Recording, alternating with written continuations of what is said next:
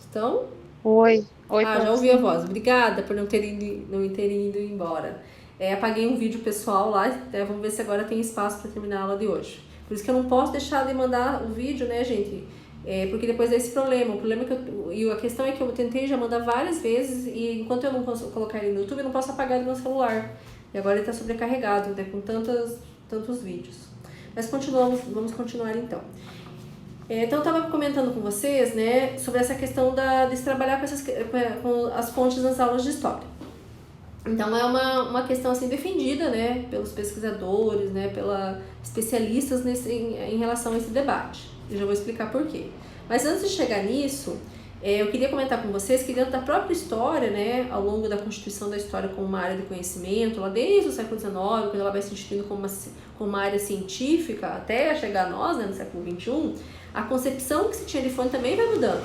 Então, dentro da história de início, lá no século XIX, início do século XX, se entendia como fonte só os documentos escritos, documentos produzidos pelo Estado, inclusive a gente chamava de fontes de ordem pública, né, de viés público, documentos oficiais, na verdade. Então, só a legislação, a lei, documentos, né, produzidos realmente pela União, pelo Estado, pelos, né, legislação jurídica, todas essas questões.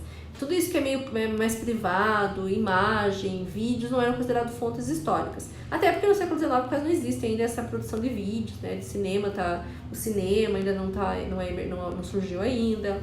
E depois vai mudando a concepção de fonte.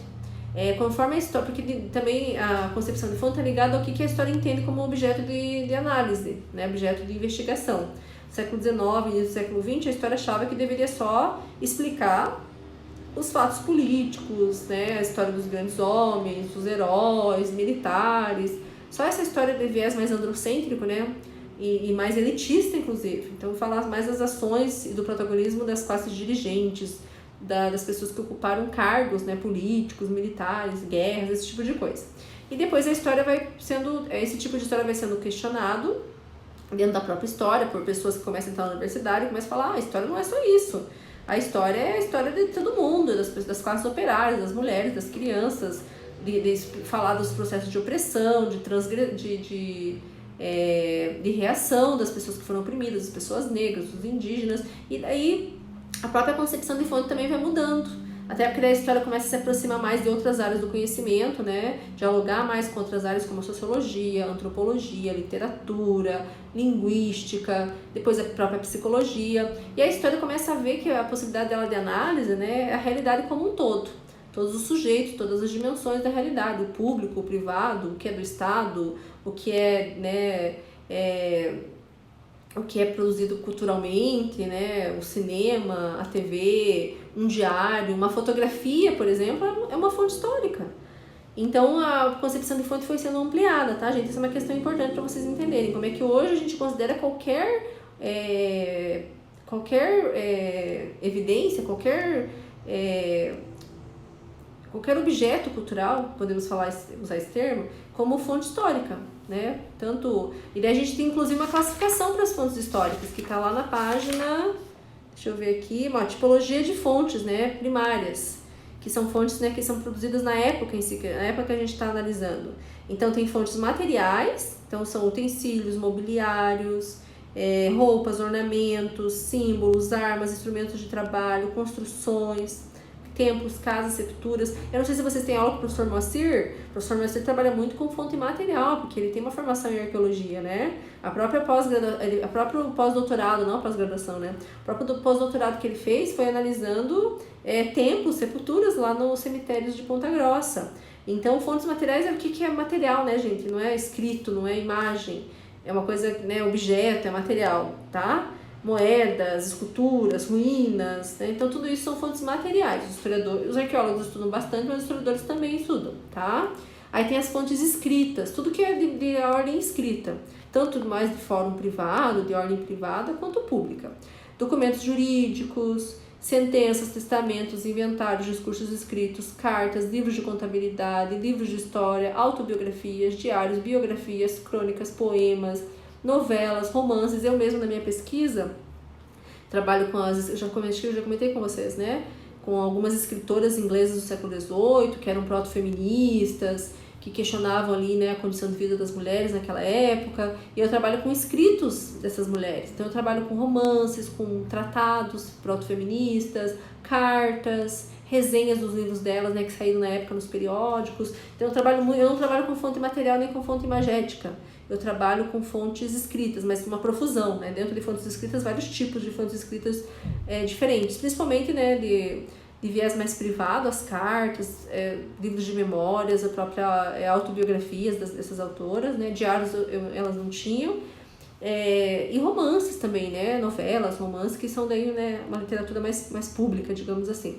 Mas eu não trabalho, por exemplo, com documento jurídico, documento público, eu comentei com vocês, né? Documento oficial do Estado, esse tipo de coisa eu não trabalho.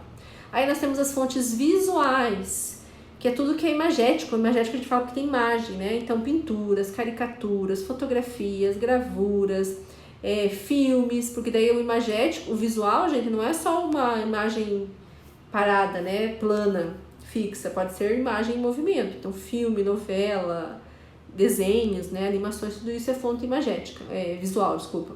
Vídeos, programas de televisão, né? Tudo isso é fonte visual. E as fontes orais, que são aquelas que são, né, quando a gente consegue que a pessoa conte, né, sobre aquele passado, aquela memória. Então, por exemplo, quando eu vou fazer uma pesquisa sobre o contexto da ditadura militar, ainda é possível trabalhar com os testemunhos das pessoas, né, como é que elas vão contando a memória, né, delas em relação a essa época que elas viveram, como é que elas perceberam essas vivências, né, e essas são fontes orais. Então, fontes orais são aquelas que são geradas por meio de entrevistas, de gravações, lendas, né, tudo que é da cultura oral, relatos de viva voz, programas de rádio, CDs, DVDs, né, são fontes orais, tá? Então a gente tem basicamente esses 4 tipos, né, as materiais, as escritas, as visuais e as orais. E se recomenda que se utilize todos esses tipos em sala de aula. Aí vocês vão falar assim, mas professor, por quê? Quando a gente dá aula de história, a gente quer que o aluno aprenda história, conteúdos de história. A gente não está formando lá gente para ser historiador, né? A gente está formando pessoas para entender mais a história. Eu já comentei com vocês, né, quais são os objetivos da aprendizagem da história. Não vou retomar aqui agora, tá bom? Mas por que tem que ficar trabalhando com fonte também, ficar explicando como é que o historiador faz, né, a pesquisa? Por quê, né, gente? Porque quando a gente vai trabalhar na escola, tanto na educação básica como um todo, né, desde a educação infantil até o ensino médio, a ideia é que a gente instrumentalize os nossos alunos a pensar cientificamente o mundo, a entender o mundo a partir de uma perspectiva científica. Porque assim, uma perspectiva de senso comum, de achismo, leiga, né, baseada em superstições, em crenças, eles aprendem fora da escola. Então, eles aprendem com a família, na igreja, na mídia. Então, eles aprendem a pensar o mundo a partir dessas múltiplas perspectivas, digamos assim. Mas pensar de uma forma científica, né, ou entender a realidade a partir de uma perspectiva científica, é só na escola que a gente tem essa oportunidade. E pensar a história a partir de uma perspectiva científica não é só na aula de ciências. Todas as disciplinas que compõem o currículo escolar, né, elas têm uma base científica. A história em especial, ela é uma ciência, né? Tem outras também, mas aqui a gente está falando sobre história. E aprender a história com base científica é entender qualquer área, na verdade, gente, não só a história, biologia, química, é entender como é que esse conhecimento é produzido. Se eu não entendo como é que esse conhecimento é produzido, como é que é o método científico, eu não vou entender a base científica desse conhecimento. Então, até por conta disso, porque a escola não consegue dar conta, né, de fazer os alunos entenderem as lógicas de produção do conhecimento científico na área da matemática, da língua portuguesa, da história, da biologia, das ciências, né, de modo geral, é porque por isso que hoje em dia as pessoas têm uma dificuldade enorme, a gente percebe isso nas redes sociais, de diferenciar o que é conhecimento científico e o que é conhecimento de senso comum, o que é fanatismo, o que é mentira, o que é achismo, o que é invenção, né, o que é superstição. Tá tudo muito misturado na cabeça das pessoas hoje em dia. Inclusive, nos últimos anos, foi muito comum nas redes sociais as pessoas falarem que história é coisa de achismo, que não tem base científica, né, que é coisa de esquerdista. Ficou muito em voga essa ideia. Esses historiadores todos esquerdistas falam que só fazem crítica, né, a quem é de direita. E tudo isso são falas muito vazias, né, gente, porque as pessoas não entendem do que elas estão falando. Mas a culpa é nossa, né, da área de história, nossa como professores e professoras de história, porque a gente não conseguiu ainda, né, fazer com que nossos alunos, nossas alunas entendam a história a partir de uma perspectiva científica. Porque, como eu comentei, para que isso aconteça, a gente tem que trabalhar a história, não só o conhecimento pronto. Porque se eu levo para os alunos e as alunas só o conhecimento pronto, né, as hipóteses que foram levantadas pelos historiadores, as interpretações, e só jogo isso e nem falo que é uma interpretação, que isso pode ser revisto, que se descobrir novas evidências isso vai ser repensado, né, pode ser reformulado, porque uma das características da ciência é que ela sempre está em processo de reformulação. Não existe um conhecimento pronto e acabado. Mas quando a gente só leva lá a narrativa pronta para o aluno na área de ciências, na área de história, ele não vai entender, mas por que isso aqui tem de ciência? Né? Por que isso é considerado diferente daquele conhecimento que eu tenho acesso em casa, que meu pai e minha mãe me contaram? Então ele tem que entender quais são as lógicas de produção do conhecimento científico. Primeiro, tem que ser baseado em evidência. Pode ser um achismo, ficção, criei do nada. Então ele tem que entender que na história também é baseado em evidências. A gente não tem um comprometimento com a verdade, com a ciência, com a objetividade. É baseado em evidências. E daí a gente vai formulando hipóteses, né, interpretações, modelos interpretativos, né, sobre aquele período, mas que podem ser questionados, que podem ser revistos daqui a um tempo, se encontrarem novas evidências. Então ele já vai entendendo que não tem também uma única explicação sobre algo. Às vezes um historiador, a partir de determinadas evidências, vai conseguir explicar de uma maneira, outra historiadora de outra, ou às vezes um historiador vai pensar mais as questões culturais de uma época, outro vai pensar mais as questões econômicas. Então não existe uma única narrativa sobre os processos históricos, né, sobre diferentes contextos históricos. E até porque a nossa forma de contar, de explicar, vai mudando. Se você pegar, por exemplo, produção de história da primeira metade do século XX aqui no Brasil, é uma forma de contar a história do Brasil, né? Quando a gente produz ciência, a gente é muito influenciado pela sociedade que a gente está vivendo, pelos valores, pela cultura. Então, às vezes, numa sociedade mais autoritária, vai se produzir uma história que tem um viés mais uma explicação de viés mais autoritário, né? Na primeira metade do século XX era muito comum produzir uma história, na segunda metade do século XX, ali nas primeiras décadas, 60, 70, uma história muito baseada nessa preocupação de contar sobre os heróis da nação, né, as elites sempre que eram ali mostradas, valorizadas como protagonistas, porque era uma sociedade muito elitizada, muito elitista, não elitizada, né, muito elitista, uma sociedade que não era ainda totalmente democrática, né, que entende que, na verdade, todos os sujeitos, todos os grupos humanos tem protagonismo, né, tem que interferir na realidade, mudar essa realidade, tá? Então a história também, a forma de contar a história, de explicar a história também tem uma história, também muda ao longo do tempo, tá bom? Então essa é uma questão importante, gente. Os alunos têm que entender, história é baseada em evidência, é baseada em hipóteses, é baseada em modelos explicativos, é um conhecimento que sempre está em processo de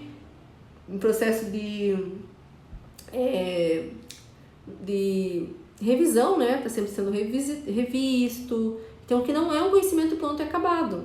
Então, por isso a importância de aproximar os alunos do que a gente chama, né, do ofício do historiador, do ofício da historiadora. Eles entendam um pouquinho, não precisa se aprofundar também, é claro que a gente está falando de criança, de adolescente, né? Mas que eles entendam minimamente como é que os historiadores, as historiadoras produzem as narrativas históricas.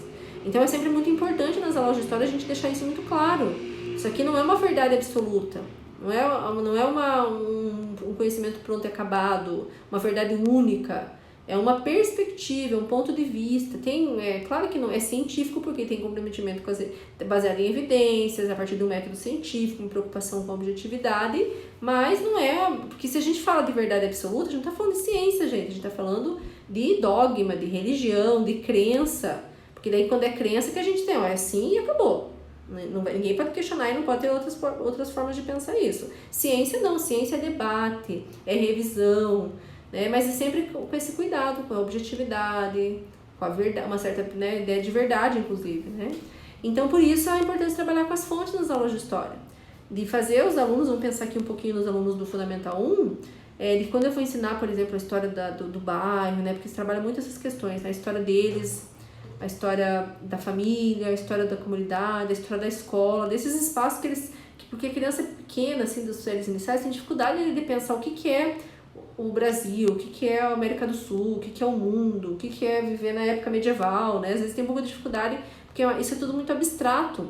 Para a gente conseguir entender esses contextos históricos mais amplos, mais macros, a gente tem que fazer muita elaboração, abstração também, né? Imaginar coisas, elaborar, que as crianças não têm ainda essa capacidade, digamos, cognitiva.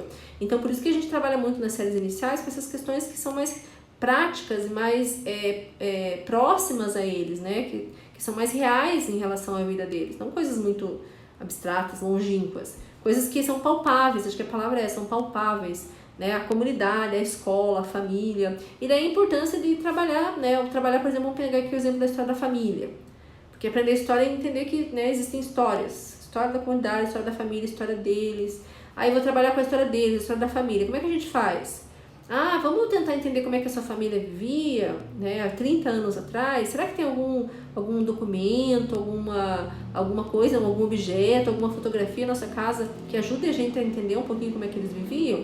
Aí a criança vai trazer para a escola uma foto, um diário, algum objeto antigo que ela tem na casa que era do vô, da avó, né? E daí isso já é trazer a fonte para aula de história.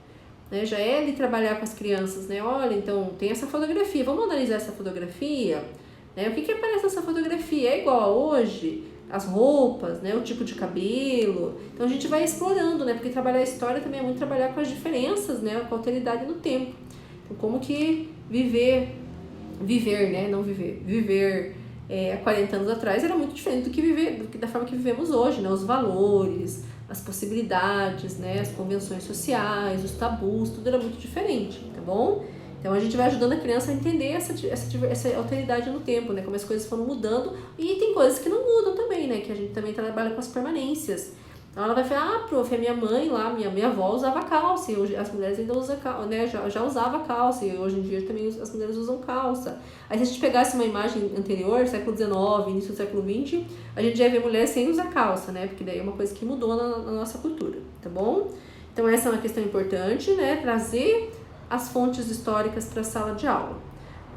Fundamentar a aprendizagem das crianças sobre as histórias que eles vão aprender na escola, da família, da comunidade,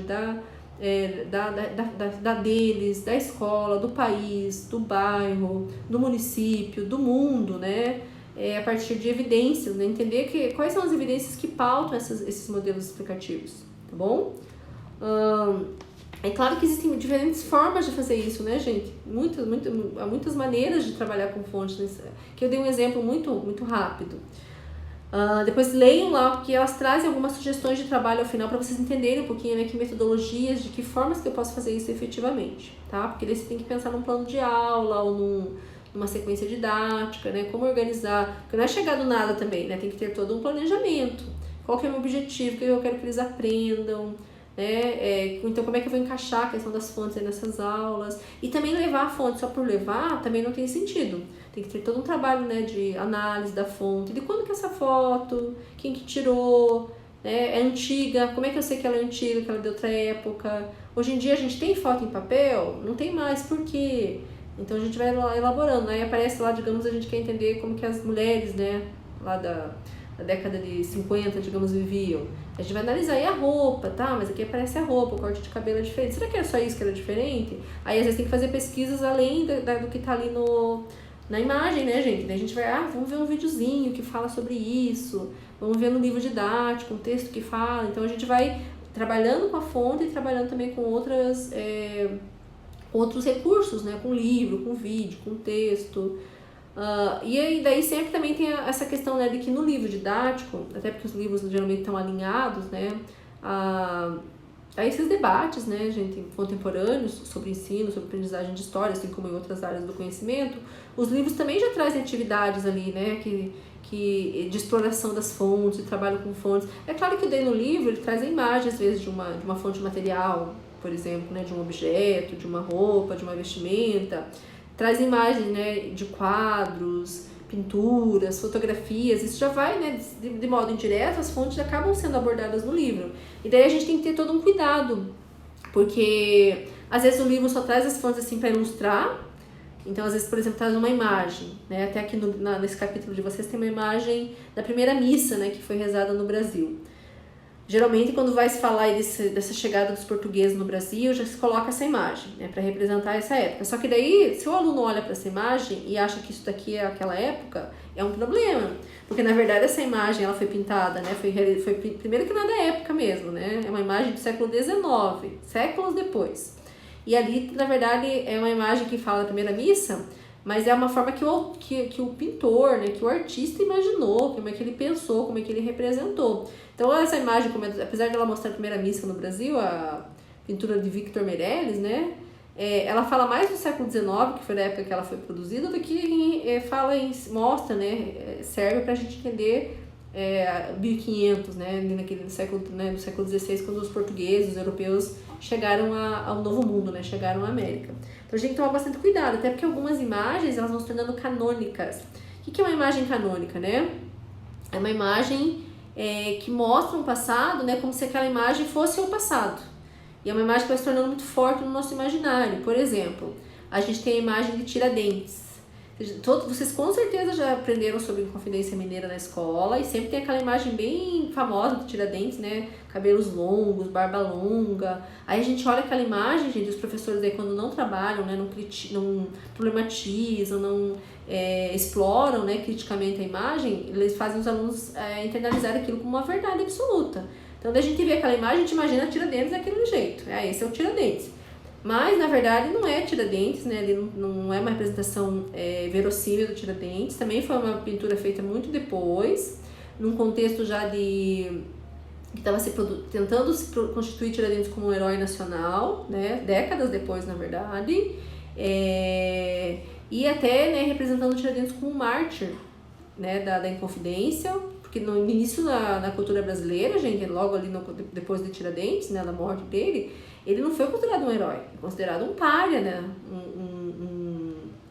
como é que a gente fala? Um traidor mesmo. Depois, só na época ali do contexto da Primeira República, que eles vão começar a resgatar a imagem de Tiradentes e construir nas narrativas históricas, nas imagens, como uma figura heróica.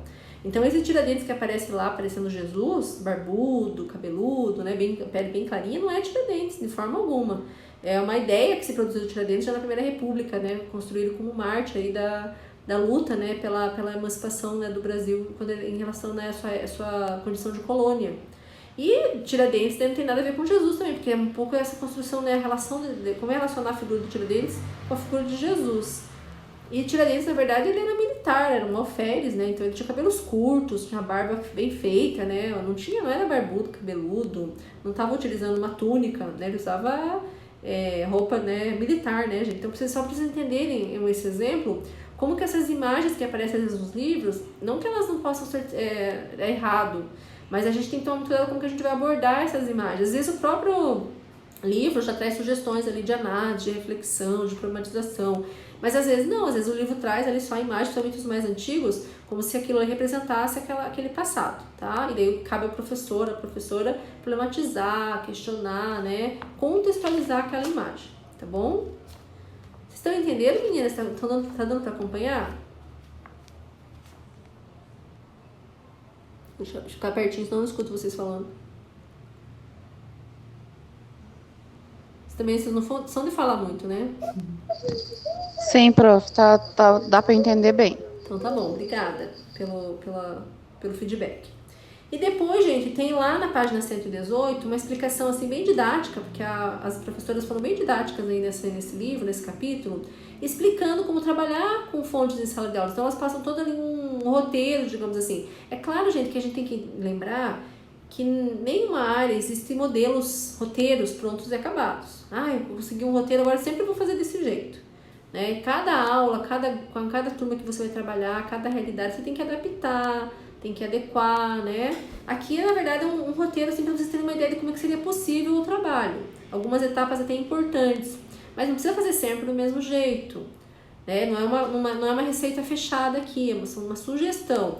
É claro que os professores e professoras, depois das suas práticas, né, eles vão organizando também formas de trabalho, práticas, roteiros, modelos, né, que são adequados para a realidade que eles estão inseridos. Então não tem como ser professor, por exemplo, desenvolver ali um método para trabalhar, por exemplo, alfabetização, e daí vou ficar, sou professora há 20 anos, todo ano eu trabalho o mesmo método, não dá certo. O mundo mudou, as crianças mudaram, ela já não, o currículo já mudou, a sociedade mudou e aquele método já não funciona mais. Por exemplo, né, as formas que a gente ensinava as pessoas há 20 anos atrás, que a gente fala que é um modelo mais tradicional, né, de ensino, não é só o modelo que mudou. As pessoas mudaram. Às vezes naquela época podia dar certo, né? Era uma sociedade mais autoritária, as pessoas... Há 20 anos, não, vamos um pouquinho mais no tempo, né? 40 anos atrás, tá? Então, era uma sociedade mais autoritária, né? As pessoas estavam mais acostumadas a ficar mais paradas, a aprender muito a partir, né, de poucas fontes de referência. Então, era só o que era passado na escola, o que estava no livro, o que o professor falava. As crianças brincavam bastante, né? Na rua, no quintal, então elas chegavam já na escola, né, com todas essas questões psicomotoras já bem desenvolvidas, para depois aprender a ler e escrever de forma um pouco mais tranquila. Então, quer dizer, é um contexto. Hoje em dia a gente fala de crianças que têm acesso à internet, por exemplo, desde que nascem. Elas têm, por conta desse acesso à internet, elas têm são super estimuladas a partir de imagem, de som, de cor, então elas estão acostumadas a ter muito estímulo visual, sonoro. Então quando elas chegam na sala de aula, gente, o livro, o caderno para elas é uma angústia, porque de repente elas estão acostumadas com tanto estímulo, né? Som, imagem, né? Cor, tudo misturado, de repente elas vão lá e sentam num livro preto e branco. E a professora falando. Daí para elas é complicado, né? Então a questão da estrutura cognitiva dessas crianças de hoje em dia é diferente da estrutura cognitiva das crianças há 30 anos atrás, há 40 anos atrás. Não adianta querer usar o mesmo método. Assim como hoje em dia as crianças chegam na escola tendo acesso a diferentes fontes de conhecimento. Elas podem pesquisar na internet, na Google, nas universidades, né? Tem várias fontes nos blogs, né? No YouTube, então tem um monte de fonte de informação. Então não adianta mais eu querer passar uma única explicação sobre algo ali, só o que tá aqui, o que eu tô falando e o que eu tô no livro, porque eles vão chegar e vão começar a pesquisar e vão começar a ver que tudo aquilo ali tem outras explicações que se contrapõem, ou sai uma informação nova já, né? Então, a estrutura cognitiva das pessoas mudou, né? Então, os modos de ensinar também tem que mudar, tem que se adequar a essas pessoas, tá bom? A essas novas pessoas. Mas então elas têm um roteirinho na página 118, né? Como trabalhar com fontes nas aulas de história. Então, por exemplo, né? Eu vou falar de algumas etapas aqui. Uma das questões que a gente pode trabalhar com as crianças é identificar que tipo de fonte que é. Então, que tipo de fonte que é essa? É uma imagem, é um texto escrito, né? É uma coisa material, um objeto? Então, esse é um primeiro trabalho, porque dentro da história a gente trabalha com essas tipologias. Que tipo de fonte que eu vou trabalhar? Porque conforme o tipo de fonte, muda a forma de analisar. As metodologias de análise são diferentes, tá? Então, primeiro pensar no que tipo de fonte que é. Se é uma fonte primária, também fonte secundária, porque fonte primária é quando é alguma coisa daquela época. Então, por exemplo, né, eu trabalho com o século XVIII. Então, tudo, para mim, fonte primária é o que foi produzido no século XVIII. Romance, tratado, carta. Eu peguei um livro do século XX, mas que fala um estudo sobre o século XVIII. Já não é mais fonte primária. É um livro, né, que foi produzido séculos depois, tentando explicar essa sociedade. A gente fala que já é fonte secundária, o que é bibliografia daí, né, gente? Aqui elas trazem bem certinho a descrição. O que é fonte primária, né? Fontes primárias são testemunhas do passado que se caracterizam por ser de primeira mão ou contemporâneas dos fatos históricos a que se referem, né? E daí as fontes secundárias são registros que contêm informações sobre os conteúdos históricos resultantes de uma ou mais elaborações realizadas por diferentes pessoas. Então, um livro didático, por exemplo, é uma fonte secundária, né? Que ele fala sobre uma época, sobre o passado, mas ele não foi produzido naquela época em especial. Aí tentar entender quem escreveu aquela fonte ou quem produziu aquela fonte é importante, né? É uma fotografia. Mas quem que tirou essa foto, será? Foi meu avô. Foi um rapaz que passou na rua, eu lembro quando era criança acontecia isso, tá, gente? Eu nasci na década de 80. Então a gente não tinha na época muito acesso à máquina fotográfica, era tudo muito caro, né? Fotografia na verdade era super caro, a gente não tirava muito fotografia. Então às vezes passava a gente na rua, era um trabalho na época, né? As pessoas tinham máquina fotográfica, passavam nas casas oferecendo para tirar foto, tirava a foto, depois imprimia, na época não era imprimir, né? Mandavam revelar e depois voltavam e vendiam a foto. Então a professora a avó falou que foi um rapaz que passou na rua, que daí tirou a foto e tudo mais. Então tinha todas essas possibilidades, né? A gente tem que saber quem tirou a foto, quem escreveu essa carta. Porque pra gente entender uma fonte histórica, um documento, a gente tem que saber quem escreveu, com qual intencionalidade. Foi meu avô que tirou essa foto, da minha avó. Então, se foi teu avô, é uma foto mais privada, mais íntima, tua avó tá se sentindo mais solta, né? É diferente de uma foto que ele ia tirar, por exemplo, no trabalho. Né? Uma foto que ia ser para uma carteira, por exemplo, né? Para uma identificação de trabalho, uma foto mais formal, né? Você tem que não pode estar à vontade, tá? Então, a gente vai tentando entender quem produziu esse documento, essa fonte, com que intencionalidade, sob quais condições. Será que eu posso confiar, né? Então, um aluno trouxe lá um diário, que ele fala que é da bisavó dele. Será que é da bisavó mesmo? Como é que a gente vai conseguir comprovar essa informação? Então, a gente tem que ir tentando... Porque parece uma coisa boba, né, gente? Mas pra gente que é da área de história... se eu utilizar uma fonte que é falsa, que não se relaciona com aquele contexto que eu estou analisando, eu vou produzir interpretações falsas, interpretações erradas. Por isso essa preocupação, né, de analisar essa fonte, de fazer questionamento dessa fonte, né? Quem produziu, com qual intencionalidade, é confiável, é verossímil, né? Então tem toda essa discussão também. Daí elas trazem ao final algumas sugestões de trabalho com documento escrito em sala de aula, trabalhando com objetos, que são as fontes materiais, né? E daí isso o professor, né, mostra que pode ajudar bastante vocês, deve ter trabalhado bastante já com vocês essas questões. As imagens canônicas e o ensino de história, então a importância de trabalhar com as imagens canônicas, de questionar, de problematizar essas imagens, né? Para que os alunos não achem que aquilo... Porque esse aqui eu vou agora, para finalizar a nossa aula de hoje, gente, tá quase dando tempo já, eu acho que eu vou fechar com essa questão. Até porque vocês não são da área de história, né? E essa é uma das primeiras questões que a gente trabalha com os estudantes de história. Na área de história, até porque falta, né, as pessoas entenderem qual que é a diferença entre a realidade também e a produção do conhecimento científico, a gente acaba também tendo esse problema, que também é comum em outras áreas do conhecimento. Então, a gente tem que saber diferenciar a realidade da produção narrativa, né, ou da narrativa histórica, da explicação histórica que foi produzida sobre aquela realidade. Então, uma coisa, como eu estava falando de Tiradentes, uma coisa foi o que aconteceu lá com Tiradentes, né, na vida dele, naquele contexto, né, a Inconfidência, uma coisa é isso. E outra coisa é como que isso depois foi explicado por historiadores, como é que foi representado por pintores, como é que foi abordado por pessoas que escreveram livros de literatura, por exemplo. Então a gente tem que saber diferenciar o que é realidade e o que é uma interpretação, uma narrativa sobre aquela realidade. Quando a gente produz história, a gente não está contando aquela realidade de forma intrínseca, como ela realmente aconteceu. A gente está elaborando uma interpretação. É diferente. Então, uma foto, uma imagem, mesmo uma foto, gente, ela não é a realidade em si. Porque uma foto, a gente fala, não, professor, mas como assim uma foto não é a realidade? A foto captura a realidade, né? Se eu vou lá na praia e no final do ano eu tiro uma foto, né, de mim lá tomando banho no mar, como assim aquilo ali não é realidade? Aquilo é realidade? Não, não é realidade. Já é uma representação daquela realidade, né? Você capturou aquela realidade. Mas daí como assim não é aquela realidade? Por quê? Porque você escolheu o que você ia tirar. Porque dentro na hora que você estava no mar, por exemplo, digamos que... Vamos pensar bem nesse contexto do coronavírus, pra vocês entenderem essa diferença entre realidade e representação. Porque os conteúdos históricos, as imagens, elas são representações da realidade, tá? Então, vamos pegar um exemplo para vocês entenderem essa questão. Então, digamos que no final... Eu vou pegar o exemplo da foto, porque a foto representa bem essa ideia. Porque todo mundo sempre acha que foto é a realidade. Não, tá ali a realidade, foi tirada foto, mas não é. Então, digamos que vocês foram para a praia no final do ano, bem nesse contexto do coronavírus, e vocês gostam de postar fotos aí do que vocês fazem na internet.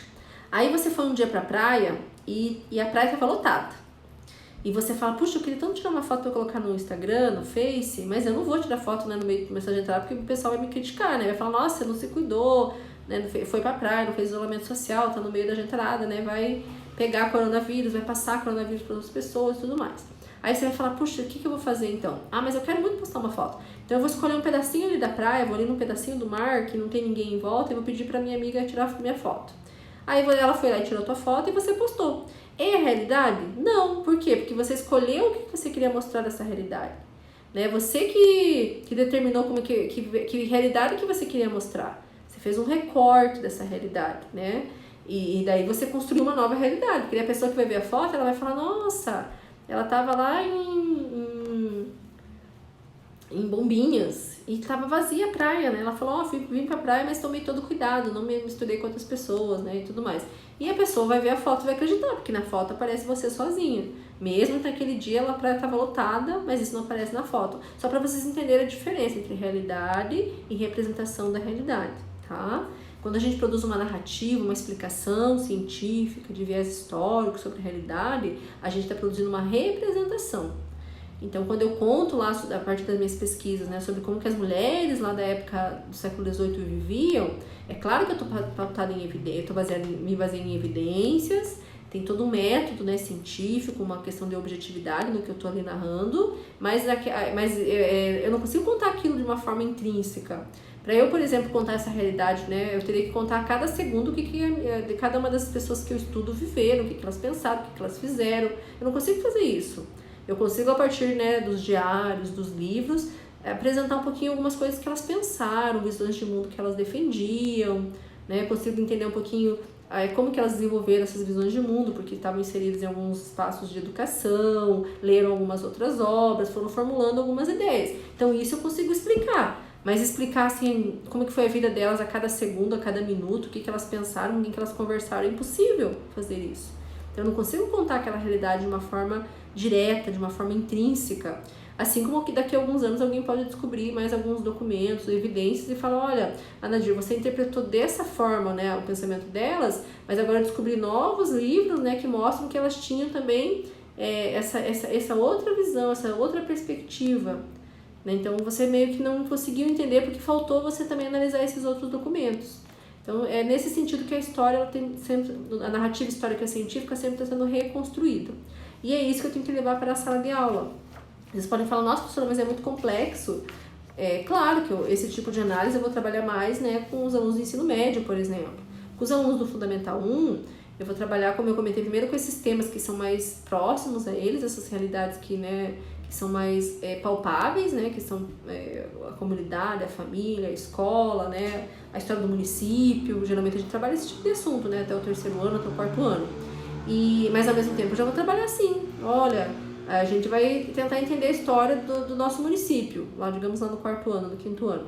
Como que a gente faz para descobrir como é que as pessoas do município viviam há 30 anos atrás, há 40 anos atrás? Vocês têm parentes ainda dessa época? Será que a gente não pode entrevistar essas pessoas, né? Fazer algumas perguntas sobre o que eles comiam naquela época, se tinha lá já aquela tal padaria, se a vida aqui era igual ou mudou. Então, né, já vou fazer toda uma pesquisa de história oral, né, conversar com as pessoas, vou levantar hipóteses, daí eles vão começar a entender, nossa, professora, aquela senhorinha que a gente pesquisou, lá que a gente entrevistou, ela falou que existia a padaria na época que ela vivia, mas aquela outra pessoa já falou que não existia mais. E agora, será que existia ou não existia? Será que quem que está enganada? Daí a gente já vai percebendo que é difícil também de reconstruir esses passados, né? Aí eu vou ter que tentar entender, será que uma se enganou, né? A memória dela já não tá mais tão bacana, já tá muito velhinha, ou será que ela se confundiu, ou será que elas falaram de padarias diferentes? Então a gente vai tentando entender, reconstituir esses passados, tá bom? Vocês veem, eu tô falando de trabalhar com criança pequena, né, gente? E é possível, sim. Aí eles vão, então a gente tem que saber, a gente quer saber se existiu ou não a padaria. Então como é que a gente vai fazer? Então vamos pensar um processo, porque, gente, produzir conhecimento científico, entender conhecimento científico é produzir, tem que produzir. Todo o processo, as crianças têm que passar pelo processo. Entrar em contato com as evidências, com a realidade, levantar hipóteses, confrontar essas hipóteses, tentar conseguir comprovar também essas hipóteses minimamente. Né? Então se a gente não, a partir da narrativa dessas duas senhorinhas lá da década de 80, digamos assim, a gente não consegue determinar se existia ou não aquela padaria nessa época, então a gente vai lá na prefeitura, ver se tem lá algum documento, né, relacionado a essa padaria, até quando que ela existiu, né, eu vou lá, sei lá, na parte lá de plantas, né, na parte de plantas, que eu digo planta, né, de construção, na parte de onde que quando tem empresas tem que formalizar, né? Tem que registrar essas empresas. Onde que eu vou pesquisar? Onde que eu vou buscar mais informação para conseguir ver se essa informação é verossímil ou não, tá bom? Dúvidas, meninas?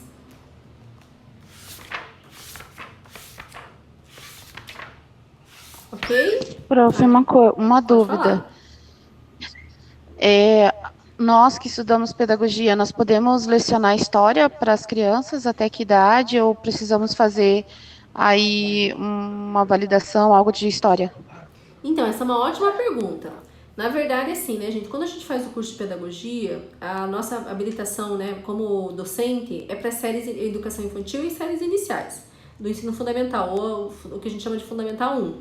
Então, vocês podem, e é uma formação generalista. Então, vocês recebem, por isso que vocês têm metodologia do ensino da história, das ciências sociais, da arte, da geografia. Por quê? Porque vocês podem ministrar todas essas disciplinas. Então, não precisa ser um historiador, uma historiadora, um geógrafo, uma geógrafa para dar aula de geografia no fundamental 1. Né, ou de história, ou de matemática, ou de língua portuguesa, né, ou de arte, ou de educação física.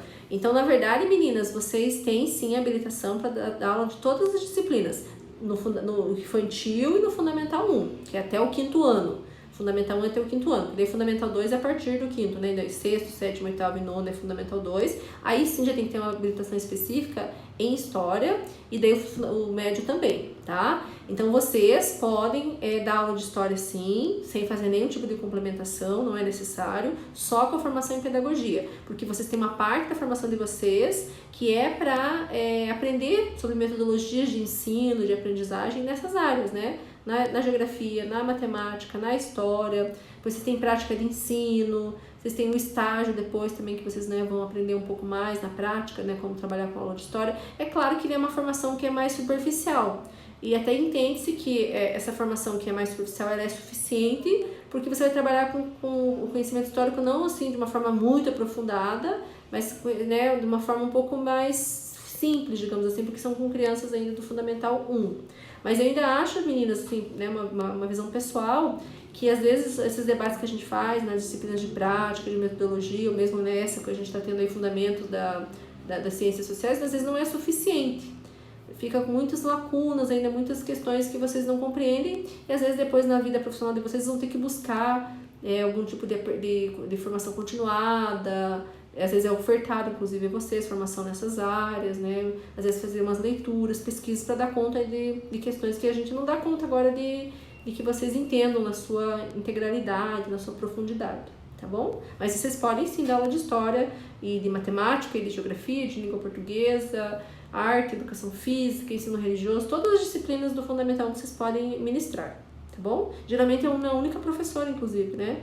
Que a gente chama de regente, que dá todas essas disciplinas para a mesma turma. Ok, meninas? Então, Obrigada. Tô ouvindo. Quando vocês vão falar, tem que chegar pertinho, senão eu não consigo ouvir. Então, eu agradeço Pode falar. Não, só ia agradecer só, obrigada.